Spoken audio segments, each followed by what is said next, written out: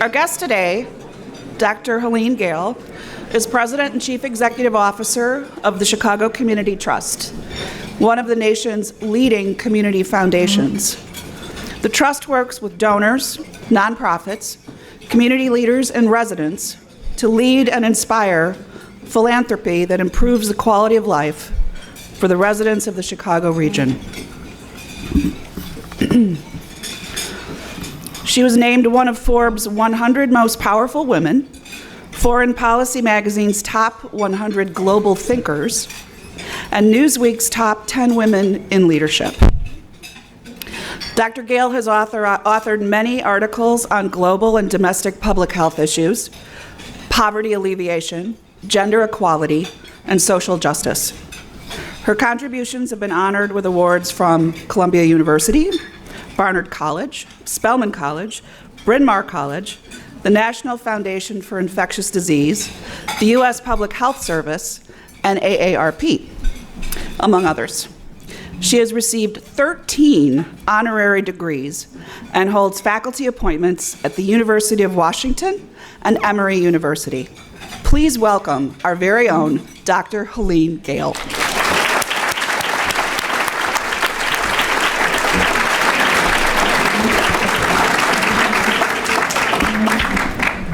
Thanks so much for that very kind and generous introduction. It is so wonderful to be here, and as I look around the room and see so many friends and colleagues, it's just very gratifying to see so many of you here.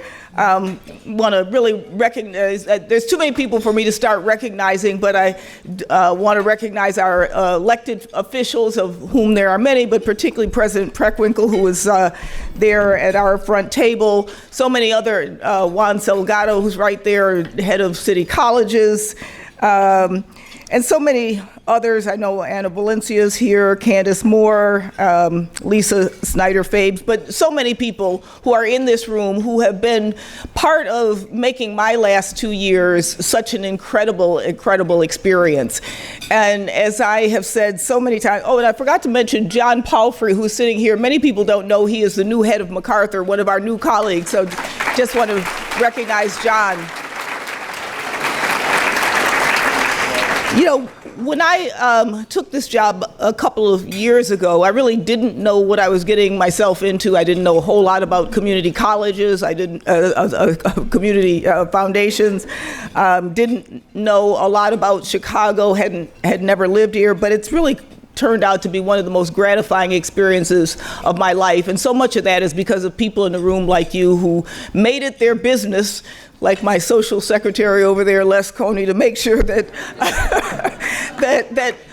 me and my husband, Stephen, were really welcomed here. And it's been an incredible learning experience over this last couple of years, and I'm going to talk about some of the things that we have learned along the way, and so much of that depth of learning that has helped to inform where we want to go as an organization. I also want to just recognize and say thanks to my husband, who is here. People may remember the last time I was here about a year and a half ago or so. I kind of subtly put out that he was looking for a job and didn't have a job. You know, he now has a job. He works from home, and now he needs a wardrobe consultant. You know, I go out a lot in the evenings, and you know, mostly, if it's not on a weekend, it says business attire. So I come home after a long day at work in my business attire, and Stephen greets me at the door with his pajamas. He says, well, that's business attire for me. So anyway, wardrobe consultant, please. So, oops. So what I want to do is talk a little bit about the journey that we've been on and what we found that has helped to shape the direction, what we hope to accomplish, and then hopefully what all of you in this room can do to be part of this journey with us. So to begin with, as you know, the Chicago Community Trust has been around for over 100 years, 105 years now. And we have hopefully been a powerful force in the region, touching nearly every major civic issue. But we were a little bit all over. And in 2018, we thought we should step back and think about what, in fact, could we do where we could not only, as we will always do as a community foundation, meet the basic needs of communities across this region, but what could we do in a way that was more focused, where we would be able to say that we had had a sustained impact on something of great significance for this region. And as we looked at a lot of different areas, we could have focused on any one of the areas that you see here. Housing is a huge issue. Transportation, health, education, employment, homelessness. But what we recognized was that underneath all of those, at the very core of any of those issues was wealth inequality. And that if we didn't do something about addressing this growing wealth inequality that we see here in this region, we probably would only have short-term impact on any of these other issues. So we went on a learning journey and looked at data. So what did the data tell us? First of all, if you look at income, despite record unemployment and a very, very strong job market, income inequality remains severe here. And if you look at, for every dollar that is earned by white, 64 cents by Latinx, and just below 50 cents for African American. And now we know that income in itself is really just a surrogate for wealth, because it's only a snapshot in time. But if income inequality exists, we know that the issues around wealth are probably even more severe. So when we looked at wealth and looked at this in a variety of different ways, and there's a lot of data that go behind this, if we look at what we call liquid asset poverty, how long does it take you if you don't have a paycheck before you drop below the poverty line? And so we looked at this measure and saw that 65% of Black and Latinx Chicagoan are living on this financial edge, where a loss of income beyond 3 months would push them below the poverty line compared to 28% of their white counterparts. We also saw that almost 30% of Black and Latinx households have zero net income compared to 15% whites. And anybody can imagine what that means to have zero net income. Any urgent, critical issue is going to push you over the edge. And if we looked at the issue of savings and banking, clearly in Chicago, the issue of the unbanked is a critical issue, where nearly 20% of Black and Latinx households are unbanked. And as a result of that, often have no recourse but to go to predatory payday lenders where that are concentrated in communities of color and have annual interest rates as high as 400%. So imagine no bank, no recourse, but to take out a loan that puts you further and further into debt.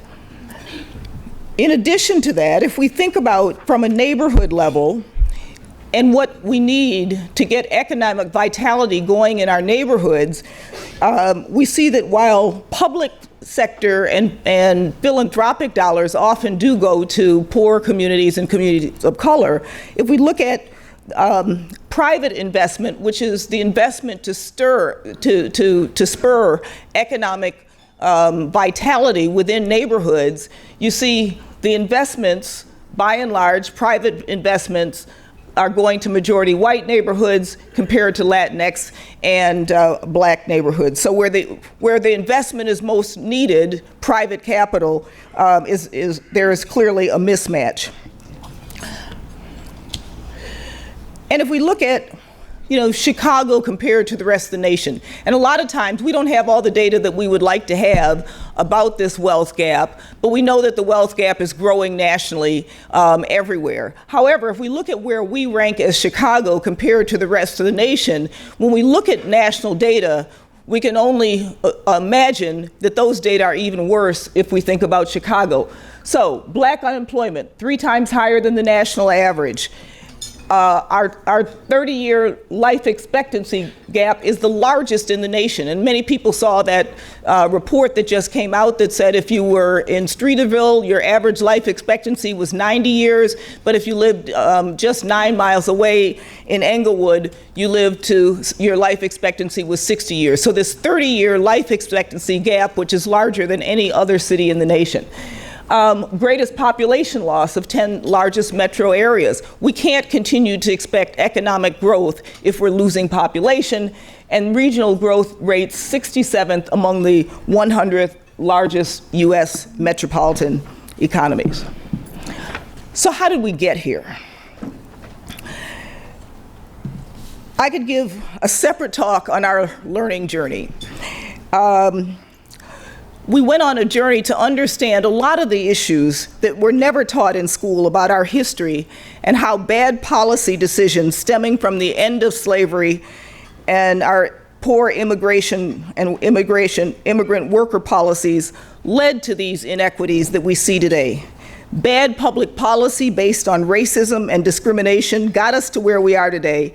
And so we need to work on ways in which we don't only focus on the individual level, but we also look at what are the policies and what are the systems that are holding back and keeping people from recognizing their full potential. So whether it's redlining, contract buying, mass incarceration, unfair migrant labor programs, we have public policy after public policy that actually fulfills its intended purpose to assure that access to opportunity was available to some, but not to others.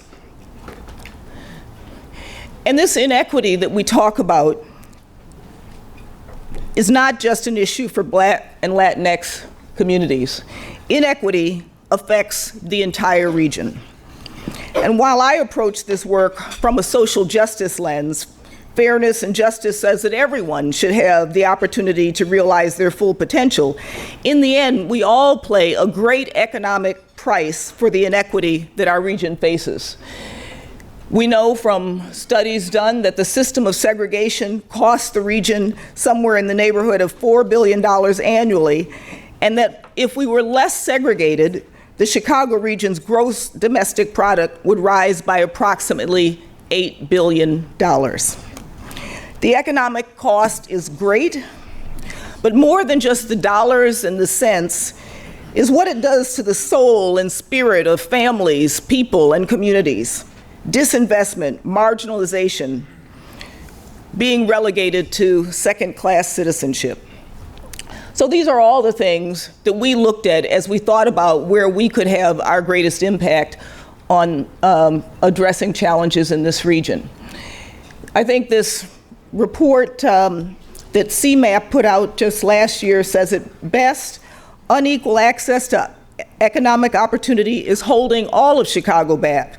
We simply can't afford to keep players on the sideline. So let me talk about our strategy and what we hope to do over the next 10 years to address some of these issues that I've talked about. First of all, I want to say thanks. It takes a village. We're talking about the work that we've been doing, but we've really been on a journey over the last 18 months, not just our staff and the board of the Chicago Community Trust, but we've had hundreds of people who have been engaged, working groups, outreach, roundtables, discussions, all of this, so that we hope that this is a strategy that's not just the Chicago Community Trust, but this is a co-owned strategy, ourselves, other partners, and the community at large. So we hope that this is a strategy that it took a village to build it. We know it will take a village to execute it. So we look at the components of our strategies. It's a three-prong approach aimed at closing the racial wealth gap. First, looking at increased household wealth, along with catalyzing community-driven investment, and then building collective power.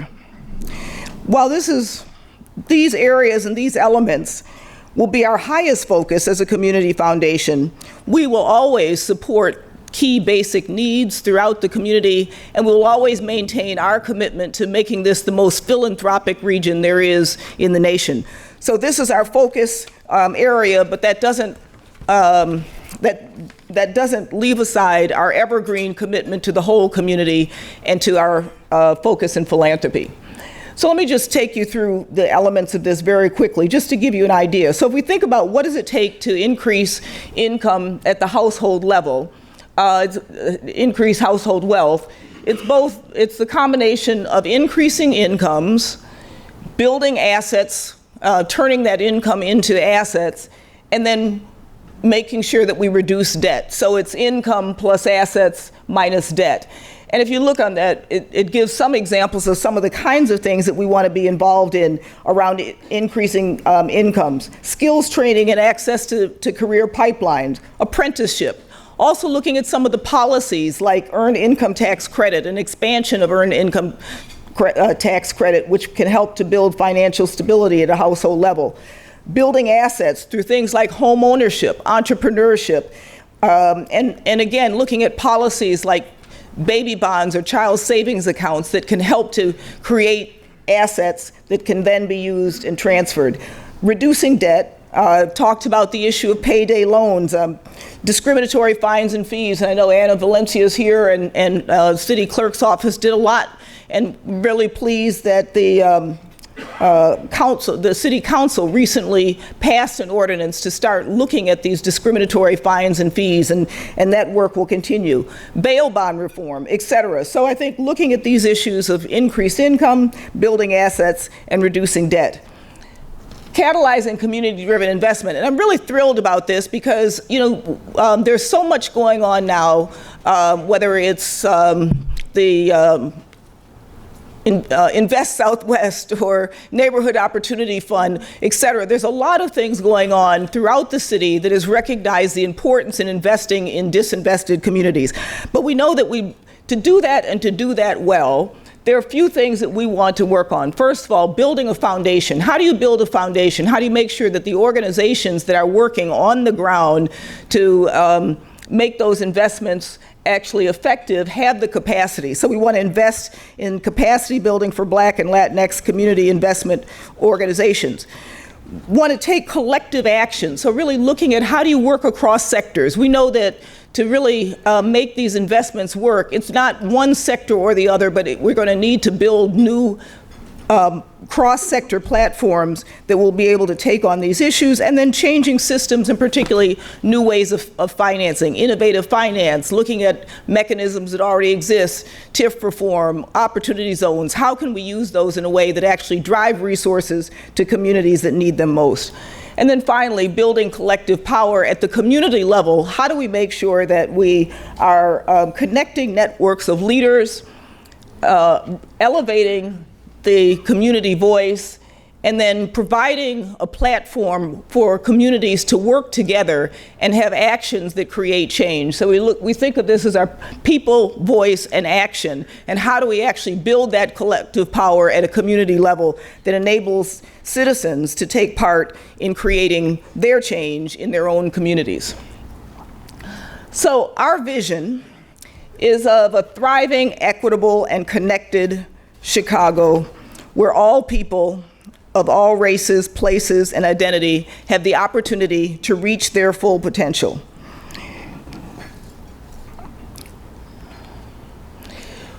We believe that we can do this. While I've given a lot of statistics where Chicago leads in ways that are not always positive, we also know that this is a city that has the ability to reinvent itself. It has so many assets, with an engaged civic community. We're the nation's transportation hub. We have world-class universities, et cetera, et cetera. We are the #1 best big city for the 3rd year in a row by Condé Nast. So we know that we have incredible assets and an incredibly engaged community. So I believe, to whom much is given, much is expected, Chicago can do this and be a beacon for the rest of the nation. Let me just close with a couple of, so what can you do? I've talked about what we want to do, but I want to also realize that this is not something that the Chicago Community Trust is going to do by itself. This is something that we all have a role to play, whether it's by testing your assumptions and understanding where we have our own biases. Learn the facts. Again, as I mentioned before, I think we went on a long learning journey and recognized there's so much we don't always understand about our history. How did we get to where we are today? Know the facts. Get connected. I love this phrase that Brian Stevenson from the Equal Justice Initiative often talks about, being proximal. How do you get close to other people? Or the folded map project that Tanika Allen has that actually looks at how do you put neighborhoods that are opposite each other, north, south, east, west, and put them together and figure out what they have in common so that they think about themselves as a connected city, not a disconnected city. So get connected. Be a voice for change. We all have opportunities where we can use our voice, where we can correct misconceptions when we're with friends and neighbors, or we can advocate. You know, there's a lot of policy change, as I've talked about, where we need voices of people who are willing to talk about the things that can make a difference. Contribute time and resources, and last but not least, hopefully, you will want to partner with us on this journey. So let me just close. I often find comfort in the wisdom of elders, and this is a fable that I thought was so apt when we think about what we're trying to accomplish here. It says, along the misty banks of the Ancabra River lived a crocodile with two heads, but only one stomach, which both heads shared. Sadly, the two heads would fight over each other, would fight over which would eat the food they caught, not understanding that whatever benefits one would benefit the other. Moral of the story, those who share the same destiny must work together. I think that's very apt when we think about where we are here in this city, in this moment. And I'll just close by saying, for us, this is our moonshot. For those of you who were around, I think I was about 10 years old when President Kennedy first started talking about a moonshot. He talked about this moonshot as something just like exploring space or mountains, that we do it because it's hard, not because it's easy. And I think about closing the racial wealth gap as our moonshot. We do it not because it's easy. We do it because it's hard, but we also do it because it's necessary. Thank you.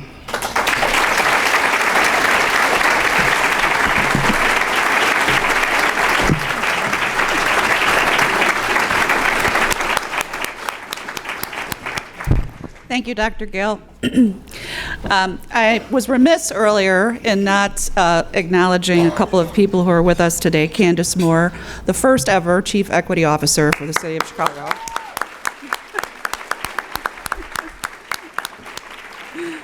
And also City Clerk Ana Valencia, whose work with her team on fines and fees is changing lives already.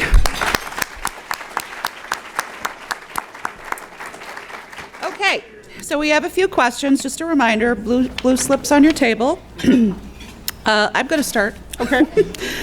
Can you tell us a little bit about how the Trust collaborates with other foundations and philanthropies for higher impact, you know, whether it's MacArthur, which has it's a more global presence, but still a lot of work in the city, Woods, Joyce, and others. Yeah, so one of the things that I, again, have been very gratified to come to Chicago and realize what a collaborative community it is. And the philanthropic community particularly works very closely together. So as an example, along with MacArthur, we started a project called Benefit Chicago, which provided funds for small and medium-sized businesses, particularly businesses of color. With a wide range of our philanthropic partners, we're involved in the Partnership for a Safe and Peaceful Community to really help looking at addressing the issue of youth violence, and particularly focusing on youth violence. So we recently, with the mayor's office, founded a philanthropic roundtable where we're going to be looking at ways that the philanthropic community can come together and look at where we're aligned with the interests of the mayor's office so that we can all work together in a much more coordinated way. So I would just say there are lots of opportunity, and this is one of those communities that I think is incredibly collaborative, and I think we get a lot more done that way. All right, this question comes from John Rogers. And you touched on this a little bit, but let's expand. You mentioned the importance of building entrepreneurship. What is the role of local anchor institutions, hospitals, universities, foundations, and museums, to name a few, to work with local minority-owned companies the way the trust has? Well, I'd love to see more. It's one of the areas that we're going to put a lot of focus on, looking at both providing capital, but also learning networks for entrepreneurs, particularly entrepreneurs of color.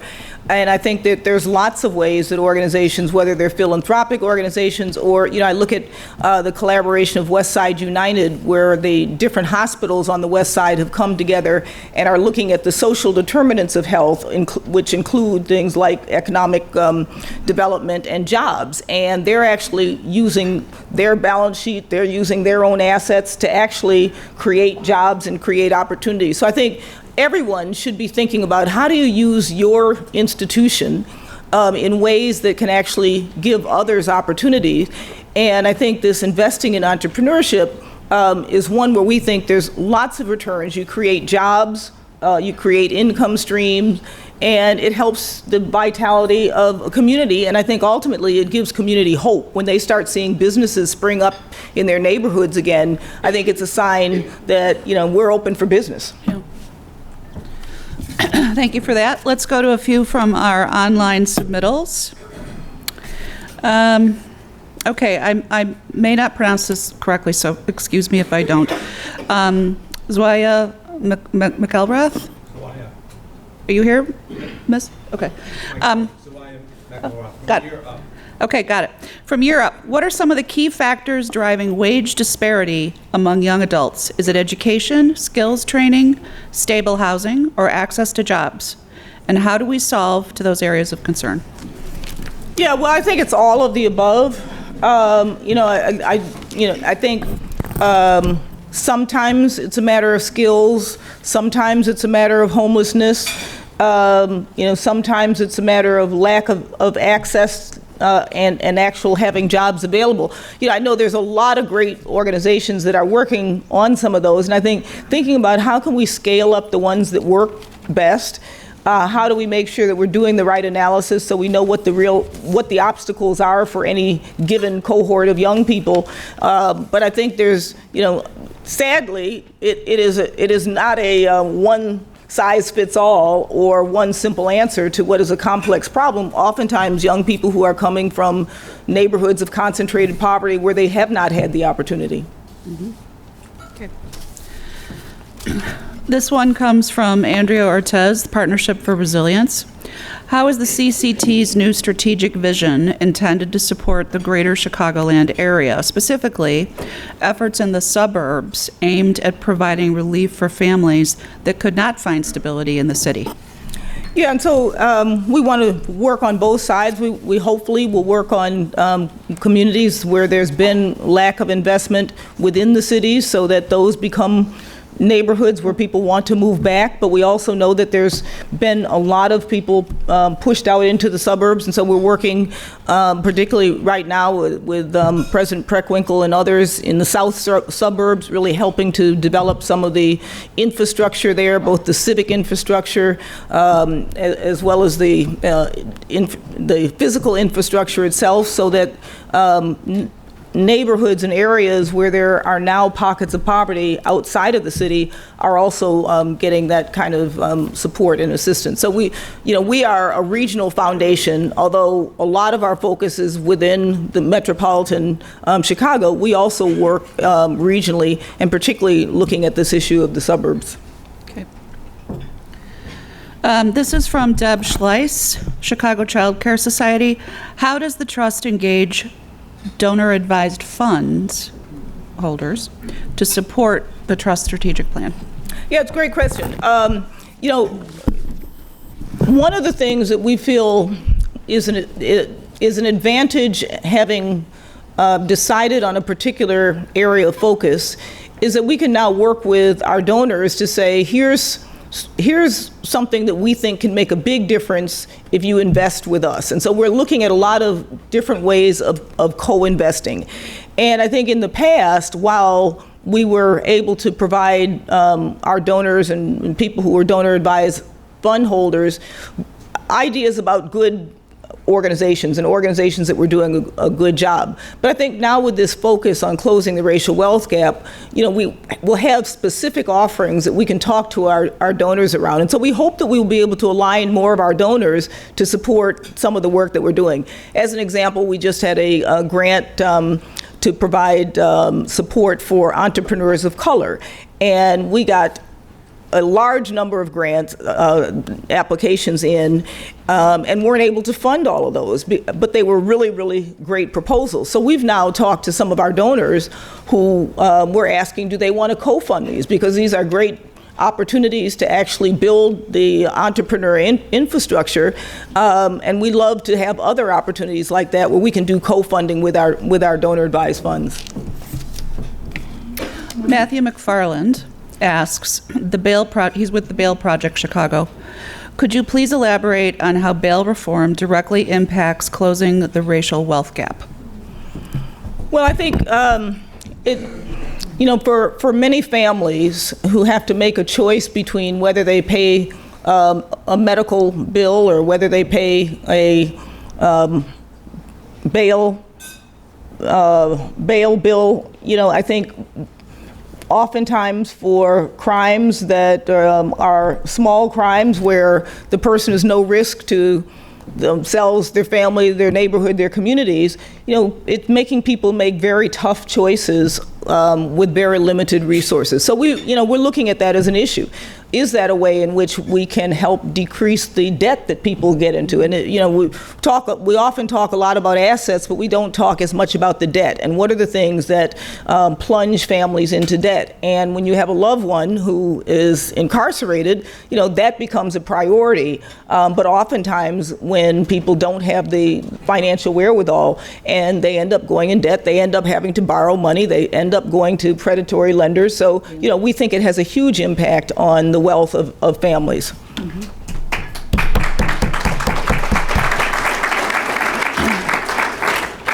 Now we know, excuse me, we know you've done work overseas and have been applauded for that work. Here's a question about a little touches on that. Often when we hear about developing countries, quote unquote, we know that education and income for women specifically can make the biggest impact in a given community. Do you see similar data here in the U.S. and in Chicago? And if so, is there a focus on women heads of households in the effort to tackle poverty issues here?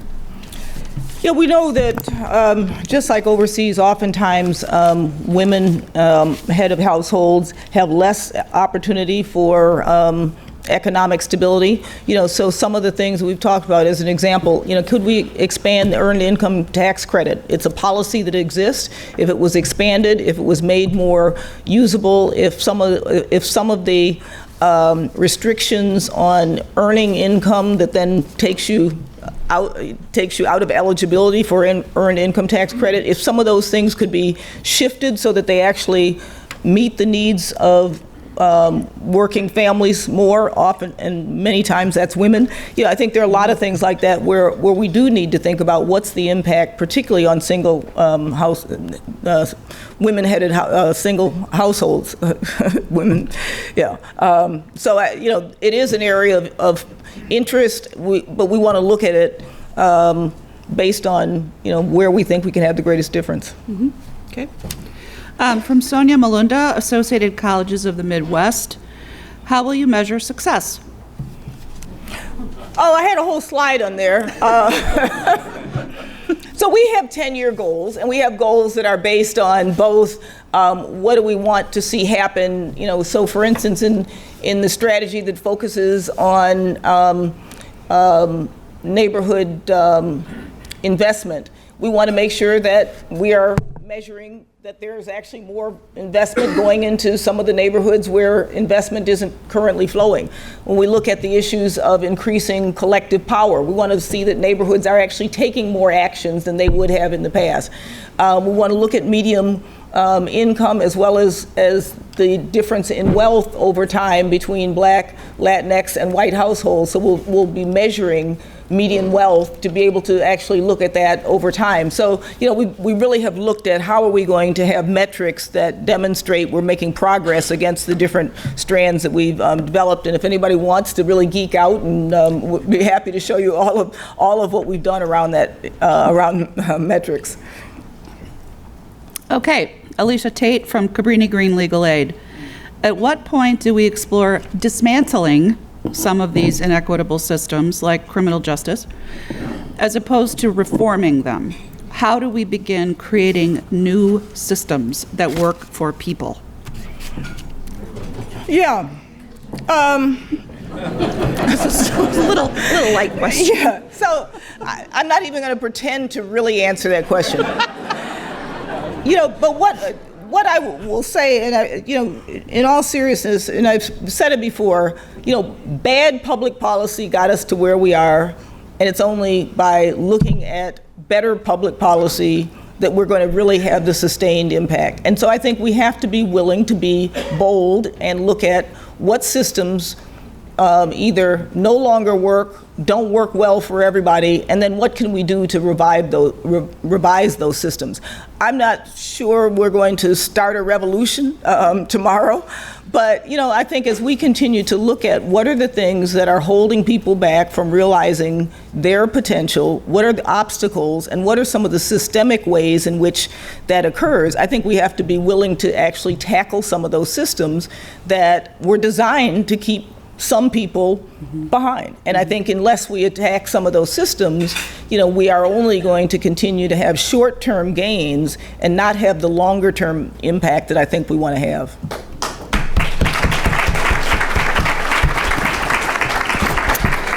Okay, our good friend Graham Grady, Taft Law Firm. What is the role of the Trust's affinity groups in the work? Okay, Graham happens to be part of our African American Legacy Affinity Group.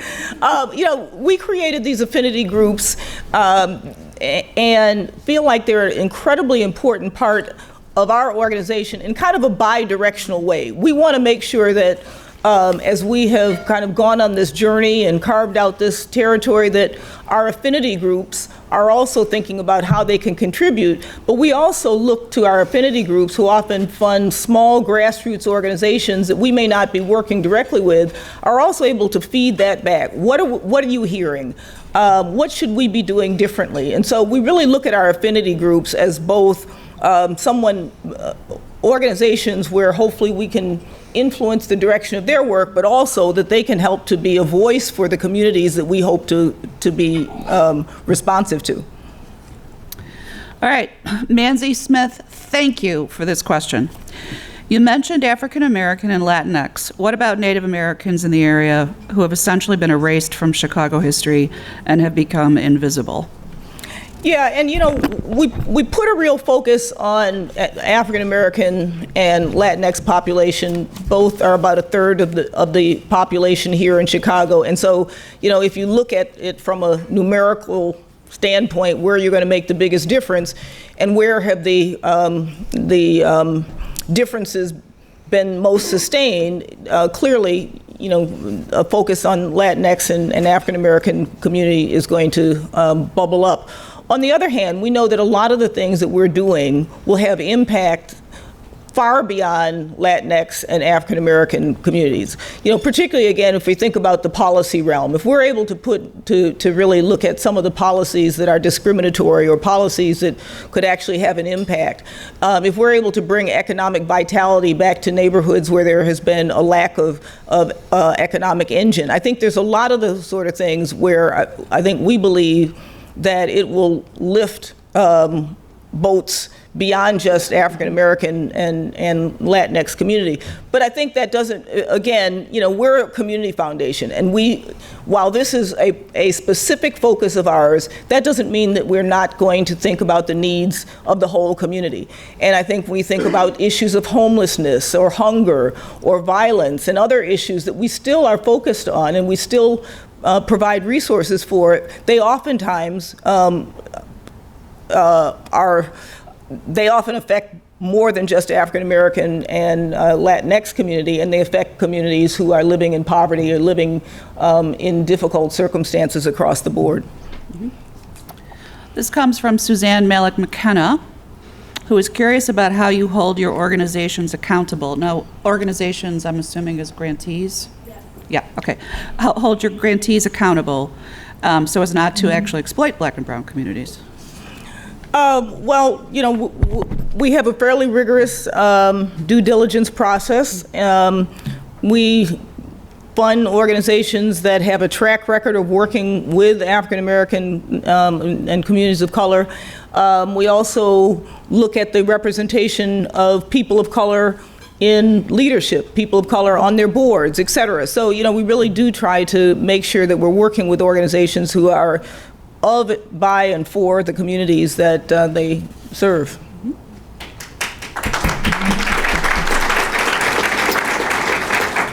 All right, this is one of our online questions from Elena Harkness. Water is one of our region's most abundant resources. It is also threatened, and with a changing climate, can be a threat to communities. What is the Trust doing to spur action on water issues and keep equity at the forefront? Great, and Michael Davidson, who's there, could probably answer this in a lot more detail than I can, but we've been working with the Our Great Rivers project for a long time in partnership with Metropolitan Planning Council, where we've been looking at communities that live near water and looking at how do you have economic development that also takes into consideration the environment. And so that's something that we've been committed to it's been over about 5 years or so that we've been working on this plan to really make our waterways part of economic development, but doing that in a way that also recognizes the importance of it as a natural resource. Okay, we've got just a few more questions. This is from Dave Cotuno, Communities in Schools of Chicago. What role do you believe education, and specifically a high school diploma, plays what role do you believe education, and specifically a high school diploma, plays in the inequities Chicago faces today? Yeah, a lot could be said about education. I think I would say it's necessary but not sufficient. We all know that getting an education is kind of, a bottom line important element to getting a job and having a career, et cetera. But we also know that education in this city, just like so many cities around the nation, is not all equal. And I think working to bring about greater equity in education is a huge priority, I know, for this administration, one that we need to continue to work on because it's, it is the basis by which people can at least get started on moving forward and having a career pipeline. Okay. Richard Roberts, Horizons Communications. Will the Chicago Community Trust be funding small storefront theater programs and new playwrights? Not as a category specifically. We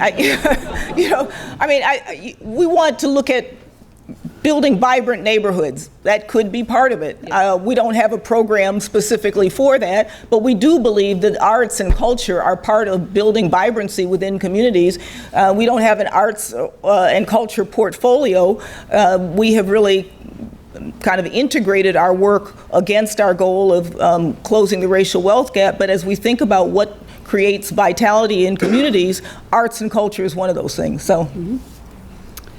Okay, this comes from James Gilliam.